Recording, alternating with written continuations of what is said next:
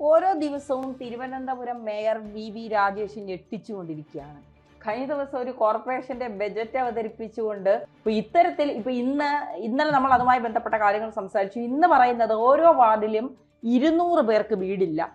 വീടുകൾ കൊടുക്കാൻ കോർപ്പറേഷൻ അല്ലെങ്കിൽ സംസ്ഥാന സർക്കാർ കേന്ദ്ര സർക്കാരും യോജിച്ച് ആ വിഹിതം കൊണ്ട് വീടുകൾ കൊടുക്കാം. പക്ഷെ ഒരു ലോഗോയുടെ പേരിൽ തിരുവനന്തപുരത്തെ ജനങ്ങൾക്ക് വീട് കിട്ടുന്നില്ല എന്നാണ് പറയുന്നത്. അപ്പോൾ കൃത്യമായി ഞാൻ എല്ലാ ദിവസവും ഉച്ചയ്ക്ക് 3 മണി മുതൽ 5 മണി വരെ കോർപ്പറേഷനിലെ വിവിധ വാർഡുകളിലെ ജനങ്ങളുമായി സാധാരണക്കാരുമായി സംസാരിക്കാറുണ്ട്. ഇതൊക്കെ എനിക്ക് തോന്നുന്നു ആദ്യമായിട്ടായിരിക്കും തിരുവനന്തപുരത്ത് കാണുന്നത് കേൾക്കുകയൊക്കെ ചെയ്യുന്നത്. ഞാനൊരു തിരുവനന്തപുരത്ത് വരെയുണ്ട്, എനിക്ക് കൃത്യമായി അറിയാം. ഇതിന് മുൻപുള്ള മേയർമാരൊന്നും ഇത്തരത്തിലൊരു സമീപനം ഉണ്ടായിട്ടില്ല, ഇത്തരത്തിലൊരു നീക്കവും നടത്തിയിട്ടില്ല. ഇപ്പോൾ ഭീമാവള്ളിയുടെ കാര്യത്തിലായാലും വെട്ടുകാട് പള്ളിയുടെ കാര്യത്തിലായാലും പത്മനാഭസ്വാമി ക്ഷേത്രം ആറ്റുകാൽ എല്ലാത്തിൻ്റെ കാര്യത്തിൽ ഒരു കൃത്യമായ നിലപാടുണ്ട്, നീക്കമുണ്ട്. എങ്ങനെ കാണാം BJP? ഇപ്പോൾ പലരും പറയുന്നത് ഇതൊക്കെ BJPയുടെ ജനങ്ങളുടെ കണ്ണിൽ പൊടിയിടാനുള്ള നീക്കമാണ്, തിരഞ്ഞെടുപ്പിനെ മുന്നിൽ കണ്ടുകൊണ്ടുള്ള പ്രവർത്തനം, അങ്ങനെയൊക്കെ കരുതേണ്ടി വരുമോ? എല്ലാ ആൾക്കാരെയും കുറേ കാലം പറ്റിക്കാം, എല്ലാവരെയും എല്ലാ കാലവും പറ്റിക്കാൻ പറ്റും. അപ്പം രാജേഷ് ചെയ്യുന്ന ജോലി സത്യസന്ധമാണെങ്കിൽ, കൃത്യമാണെങ്കിൽ രാജേഷിനെ ആർക്കും തോൽപ്പിക്കാൻ പറ്റും.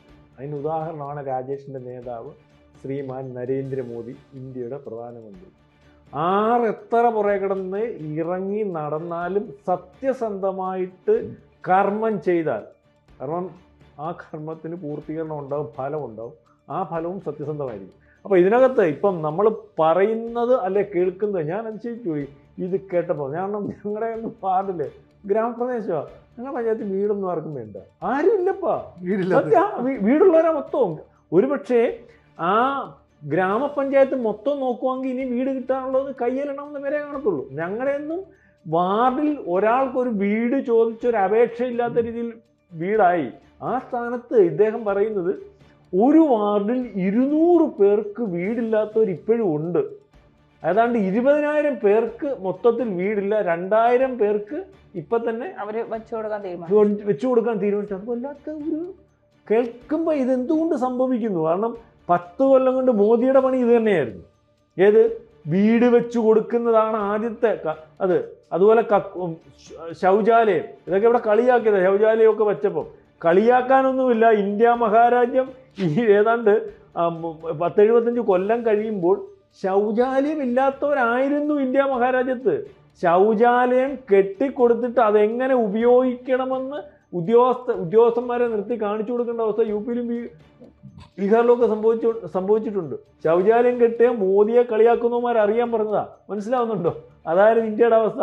ആ അവസ്ഥയിൽ നിന്ന് ഇന്ത്യ ബഹുദൂരം പോയപ്പോൾ നമ്മൾ ആ സമയത്തും ഇവിടെ വീടും കക്കൂസും ഇല്ലാത്ത ഒരു രീതിയിലായി ഉള്ള കേരളത്തിൽ ഈ തിരുവനന്തപുരം തലസ്ഥാനത്ത് ഈ 42 കൊല്ലം ഒരു പാർട്ടി ഭരിച്ചുകൊണ്ടിരിക്കുമ്പോൾ ആ പാർട്ടിയുടെ കീഴിലുള്ള ഈ കാര്യം ഇപ്പോൾ പറയുന്നത് തിരുവനന്തപുരത്തുകാരിയായിട്ടുള്ള നേമത്തുകാരിയായിട്ടുള്ള തിരുവനന്തപുരത്ത് ജനിച്ചു വളർന്ന ധന്യക്കറിയത്തില്ലെന്ന് അവർക്ക് ഇങ്ങനെയൊക്കെ ഉണ്ടോ, അവിടെ വീട് കിട്ടാത്തവരുണ്ടോ, കാര്യങ്ങളുണ്ടോ, ലോഗോയുടെ പേരിൽ വീട് മാറ്റിവെക്കുന്നു. ഏറ്റവും പ്രധാനപ്പെട്ട ഒരു കാര്യം എന്ന് പറഞ്ഞാൽ, അതായത് നരേന്ദ്രമോദിയുടെ ഒരു ഭയം, ഒരു പടം പോലും കേരളത്തിലുള്ളവർ ഭയക്കുന്നു എന്നുള്ളതാണ്. കാരണം ഇത് നരേന്ദ്രമോദിയുടെ പേരോ ഒരു പടമോ വന്നാൽ ആ വോട്ട് തിരിയുമോ അല്ലെങ്കിൽ ആ കാര്യങ്ങൾ ഉണ്ടാകുമോ? എന്നാൽ അയാളെ പടം വരാതിരിക്കാൻ ഒരുത്തന് വീട് പോലും വേണ്ടാന്ന് തീരുമാനിക്കും. മനസ്സിലായി? എത്ര ക്രൂരമായ പരിപാടി! ഇയാളെ പടം വയ്ക്കുന്നതുകൊണ്ട് ഒരു സാധാരണക്കാരൻ്റെ അവൻ്റെ ഭരണഘടനാപരമായിട്ടുള്ള അവകാശം, ഒരു ഗവൺമെൻറ് കൊടുക്കുന്ന അവകാശം, അവന് കിട്ടേണ്ട പൈസ, അവന് കിട്ടേണ്ട വീട്, അവന് കിട്ടേണ്ട ആനുകൂല്യം വേണ്ടാന്ന് തീരുമാനിക്കുന്ന ഒരവസ്ഥ. ഇത് ഈ വിഷയത്തിൽ മാത്രമല്ല, പല വിഷയങ്ങളിലും കേന്ദ്രത്തിലെ ഫണ്ട് കൊണ്ട് മാത്രം കേരളത്തിൽ പല കാര്യങ്ങളും നടന്നു പോകുന്നുണ്ട്. പ്രധാനമായിട്ടും ആരോഗ്യ മേഖലയിൽ NHRM എന്ന് പറയുന്നതിൻ്റെയൊക്കെ ശമ്പളം പൂർണ്ണമായിട്ടും കൊടുക്കുന്നത്, ശമ്പളം പൂർണ്ണമായിട്ടൊന്നും കൊടുക്കുന്നില്ല. മനസ്സിലാവുന്നു? ശമ്പളം കൊടുക്കുന്നതിനകത്തുനിന്ന് ഈ മൊത്തത്തിൽ ശമ്പളം കൊടുക്കാതെ ആ കേന്ദ്ര വിഹിതം വെച്ചിട്ട് കുറേ ശമ്പളം കൊടുക്കും. യഥാർത്ഥത്തിൽ കിട്ടേണ്ട ശമ്പളവും അല്ലെങ്കിൽ കോടതി പറഞ്ഞ ശമ്പളവും ഒന്നും ഈ NHRMകാർക്കൊന്നും ഇപ്പോൾ കൊടുക്കുന്നേ ഇല്ല, പല കാലങ്ങളായിട്ട് കൊടുക്കുന്നില്ല. അതിനകത്ത് കൊടുക്കുന്ന ശമ്പളം എന്ന് പറഞ്ഞാൽ കേന്ദ്ര വിഹിതം. എന്നിട്ട് ഈ നരേന്ദ്രമോദിയുടെ അല്ലെങ്കിൽ ഈ അവിടെ ചില പേരുകളും കാര്യങ്ങളും ഒക്കെ ഇന്ത്യ മൊത്തത്തിൽ തീരുമാനം എടുപ്പിച്ച് വെച്ചു, അല്ലെങ്കിൽ ഈ നമ്മുടെ ചെറിയ ചെറിയ എന്തോ ഇനി പറയുന്ന പ്രാഥമിക ആരോഗ്യ കേന്ദ്രത്തിനൊക്കെ പെയിന്റ് അടിക്കണമെന്നൊക്കെ പറഞ്ഞു. അന്നേരം വീണാ പറഞ്ഞു ഞാൻ ജീവിച്ചിരിക്കുമ്പോൾ പെയിന്റ് അടിക്കത്തില്ല. അവസാനം പൈസ അങ്ങ് നിർത്തി. 1, 2, 3, 4 വട്ടമൊക്കെ പറഞ്ഞു, എന്നിട്ടും കേട്ടില്ല. ഇവിടെ വന്നിട്ട് അവര് പറയുന്നത് കേൾക്കാത്തത് മാത്രമല്ല, അവർ വിളിച്ചു പറഞ്ഞു കഴിയുമ്പോൾ ഇവർ കുറേ മൈക്കൊക്കെ നിർത്തി ഒപ്പിച്ചിട്ട് ഞാൻ വലിയ വീരവാദമൊക്കെ അടിച്ചു. ഇവരാരുടെയും കാശൊന്നും വേണ്ട, ഞങ്ങൾ നിർത്തികൾ. അവർ പൈസ അങ്ങ് നിർത്തി. NRHമാർക്ക് ശമ്പളമില്ലാതായി. പണി ഇവരുമായി ഇപ്പോൾ ഹോസ്പിറ്റലിൽ പ്രധാനപ്പെട്ട ഇവരുടെ ഡോക്ടർമാരും നേഴ്സന്മാരും ഇല്ലെങ്കിൽ പണി നടക്കത്തില്ല. അവരാ പണി ചെയ്യുന്നത്. കാരണം PSC വഴി യഥാർത്ഥത്തിൽ വേണ്ട അവസ്ഥയിലേക്കുള്ള നേഴ്സന്മാരെ ഒന്നും വെക്കുന്നില്ലല്ലോ. അപ്പം അത് കഴിഞ്ഞപ്പോൾ ഇപ്പം ഈ വീണ ജോർജ് നിന്ന് പെയിൻ്റടിപ്പിക്കുമായിരുന്നു. കേരളം മൊത്തം അവർ നിന്ന് പെയിൻ്റൊക്കെ അടിപ്പിച്ച് ആ നല്ല കളർ വേണമെന്ന്, ഏതാ ഓറഞ്ച് കളറ് നല്ലപോലെ വേണം. എന്നിട്ട് പേര് ഒരു വട്ടം ഞാനേ മോദി പറഞ്ഞല്ലോ, 3 വട്ടം പേര് എഴുതി 3 വട്ടം പടവും വെച്ചു. അപ്പോൾ അതാണ് അവസ്ഥ. ഞാൻ ഈ പറഞ്ഞത് അതിനകത്ത് പറയും. അപ്പോൾ ഇവിടെ ഈ രാജേഷ് ഇന്നലെ ബഡ്ജറ്റ് അവതരിപ്പിക്കുമ്പോൾ തന്നെ പറഞ്ഞതുപോലെ പഞ്ചായത്തുകളിലൊന്നും കാണാത്ത അവസ്ഥ. അല്ലെ പഞ്ചായത്തുകൾ ഇങ്ങനെയൊക്കെ ചെയ്യാമോ, കോർപ്പറേഷൻ ഇങ്ങനെയൊക്കെ ചെയ്യാമോ? അതിനപ്പം അവർ പറഞ്ഞപ്പോൾ ജനം കേട്ടത്, തിരുവനന്തപുരത്തെ ജനം വിശ്വസിച്ചത്. 42 കൊല്ലമായിട്ട് ഇവിടെ ഭരിക്കുന്ന ആളെ മാറ്റിത്ത പുതിയൊരു തിരുവനന്തപുരവും പുതിയൊരു കാര്യങ്ങൾ ഞങ്ങൾ കാണിച്ചു തരാം. ചന്ദ്രശേഖരൻ പറഞ്ഞു അത് മാറ്റിക്കൊടുത്തു. അപ്പം രാജേഷിൻ്റെ കടമയാണ്. രാജേഷ് അവിടെ കാര്യങ്ങൾ മാറ്റിമറിക്കണം. രാജേഷ് കാണിച്ചു കൊടുക്കണം. ഒരു അല്ലെങ്കിൽ ഇത്തരത്തിലൊക്കെ ചെയ്യാൻ പറ്റും, ഇത്തരത്തിൽ വികസിപ്പിക്കാൻ പറ്റും. ഇത്രയും കാലത്തിനകത്ത് വികസനം എന്ന് കോർപ്പറേഷനിൽ പറഞ്ഞത് മൊത്തം കേന്ദ്രത്തിലെ ഫണ്ട് ഉപയോഗിച്ച് റോഡും മറ്റു കാര്യങ്ങളുമാണ്. ഈ തിരുവനന്തപുരം കോർപ്പറേഷനിൽ നിങ്ങളീ കാണുന്ന പോലെ ഒരു വികസനവും നടന്നിട്ടില്ല. വീടില്ലാത്തവർ തന്നെ ഇത്തരം ഓരോന്നോരോന്ന് പൊളിച്ചു കാണിച്ച് ആ കുഴപ്പങ്ങൾ ജനങ്ങളെ ബോധ്യപ്പെടുത്തി പരിഹരിച്ച് മോദി പറഞ്ഞതുപോലെ അവിടെ വികസന രേഖ ഉണ്ടാക്കി അല്ലെങ്കിൽ ബ്ലൂ പ്രിന്റ് ഉണ്ടാക്കി ഓരോ വാർഡുകളും വികസിപ്പിക്കാമെങ്കിൽ ഇനി ഈ പറഞ്ഞ രാജേഷ് ആഗ്രഹിക്കുന്ന പോലെ ആദ്യത്തെ പത്രസമ്മേളനം ഞാൻ കണ്ട ഇത് ഞങ്ങൾ 75 ആക്കും. ഇത് 75 അല്ല രാജേഷേ, നിങ്ങൾക്ക് 100 ആക്കാൻ പറ്റും.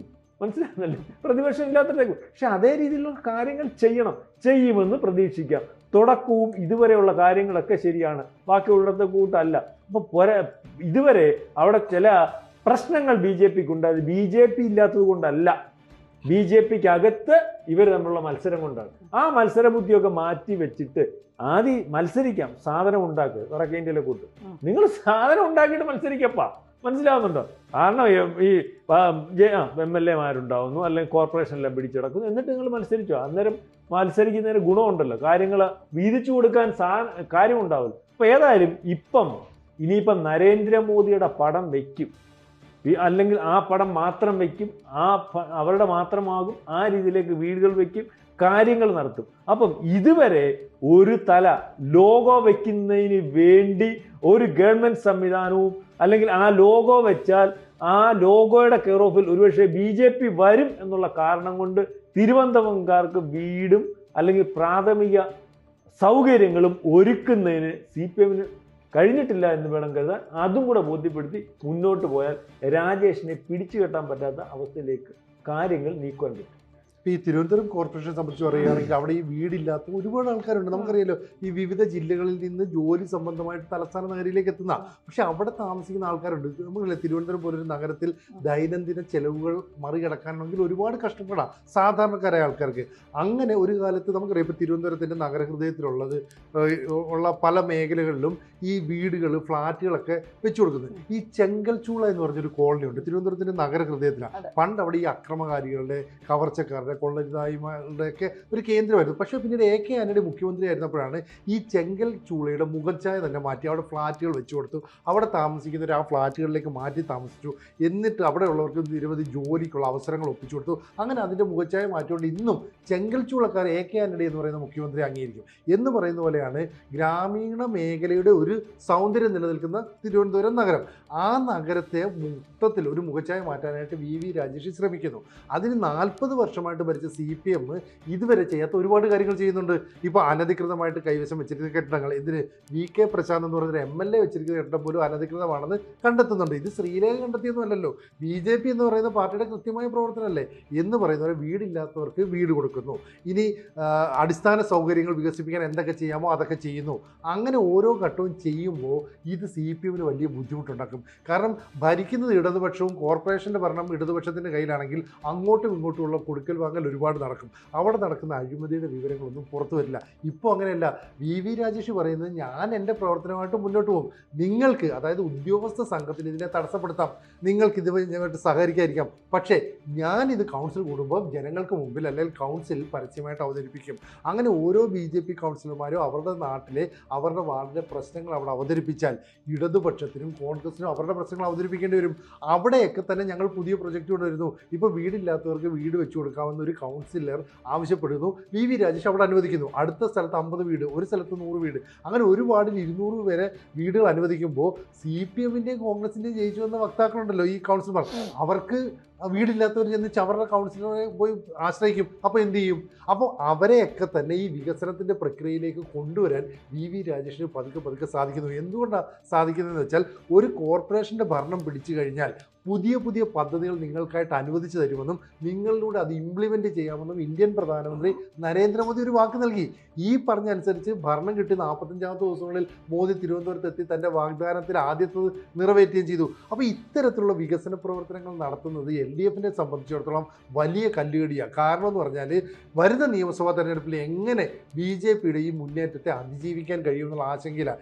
ഇപ്പോൾ പുറത്തു വരുന്ന ഒരു വാർത്ത അനുസരിച്ച് നിലവിൽ തിരുവനന്തപുരത്തെ എല്ലാ സിറ്റിംഗ് MLAമാരും ഇത്തവണ മത്സരിക്കും. അത് 2 തവണ മത്സരിച്ചായിക്കോട്ടെ 3 തവണ മത്സരിച്ചവരായിക്കോട്ടെ. എന്തുകൊണ്ടാണ്? കാരണം ഭരണം തിരിച്ചു പിടിക്കുക എന്നുള്ള ലക്ഷ്യം വെച്ചിട്ട് BJPയുടെ കുതിപ്പ്, നിലവിലുള്ള തദ്ദേശഭരണ തെരഞ്ഞെടുപ്പിൽ UDFന് അനുകൂലമായ പൊതുവികാരം, ഇതിനെയെല്ലാം മറികടക്കണമെങ്കിൽ ഏതറ്റം വരെയും പോകണമെന്ന് LDF തീരുമാനിക്കുന്നു. അപ്പോൾ ഒരു കോർപ്പറേഷനെ വെച്ചുകൊണ്ട് VV രാജേഷ് എന്ന് പറയുന്ന ഒരു ചെറിയ നേതാവ്, അല്ലേ, തിരുവനന്തപുരത്തെ ഒരു ചെറിയ നേതാവെന്ന് നമുക്ക് പറയാൻ പറ്റൂ, അങ്ങനെ സംസ്ഥാനത്ത് പോലും ശ്രദ്ധിക്കപ്പെടാതിരുന്ന അത്ര വലിയ നേതാവല്ലായിരുന്ന VV രാജേഷ് ഇപ്പോൾ കേരളം എന്ന് മാത്രമല്ല BJP ഭരിക്കുന്ന സംസ്ഥാനങ്ങളെല്ലാം അറിയുന്ന ഒരു കോർപ്പറേഷൻ്റെ ഭരണകർത്താവായിട്ട് മാറി. അപ്പോൾ രാജേഷിൻ്റെ ഈ പടവുകൾ ചവിട്ടിക്കയറാനുള്ള നീക്കത്തെ ജനങ്ങളും കൈയടിച്ച് സ്വീകരിക്കുമ്പോൾ സാധാരണക്കാരായ ജനങ്ങൾ ഈ പറയുന്ന BJPക്കൊപ്പം നിൽക്കും എന്നുള്ള കാര്യത്തിൽ സംശയം വേണ്ട.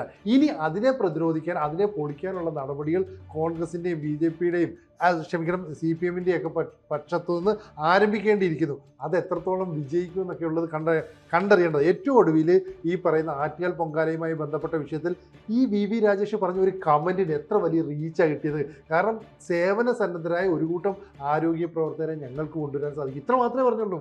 അതോടുകൂടി ആ സംഭവത്തിന് കിട്ടുന്ന ഒരു പ്രശ്നം അവസാനിച്ചു. അതെ, അതോടുകൂടി KGMO ഇപ്പോൾ പറയുന്നത് ഞങ്ങൾ ബഹിഷ്കരിക്കുന്നില്ല, ഞങ്ങൾ ആറ്റുകാൽ പൊങ്കാലയ്ക്ക് വരാൻ തയ്യാറാണ്, ഞങ്ങൾ രോഗികളെ ചികിത്സിക്കാൻ തയ്യാറാണ്, ഞങ്ങൾക്കൊരു പ്രശ്നവുമില്ല എന്ന് പറഞ്ഞ് രംഗത്തെത്തി. അല്ലെങ്കിൽ ഞങ്ങൾ സംസാരിക്കാം, ഇതിന് ഒത്തുതീർപ്പുണ്ടാക്കാം, സസ്പെൻഡ് ചെയ്ത ഡോക്ടറെ തിരിച്ചു കൊണ്ടുവരാം, ഈ നിലപാടല്ല, ഞങ്ങൾക്ക് കൊണ്ടുവരാൻ കഴിയും, ഇത്ര മാത്രമേ പറഞ്ഞുള്ളൂ. അതോടുകൂടി ആ പ്രശ്നം അവസാനിച്ചു. ഇതാണ് VV രാജേഷ് എന്ന് പറയുന്ന തിരുവനന്തപുരം മേയർ ഇപ്പോൾ ചെയ്തുകൊണ്ടിരിക്കുന്നത്. മാറാത്തത് മാറും.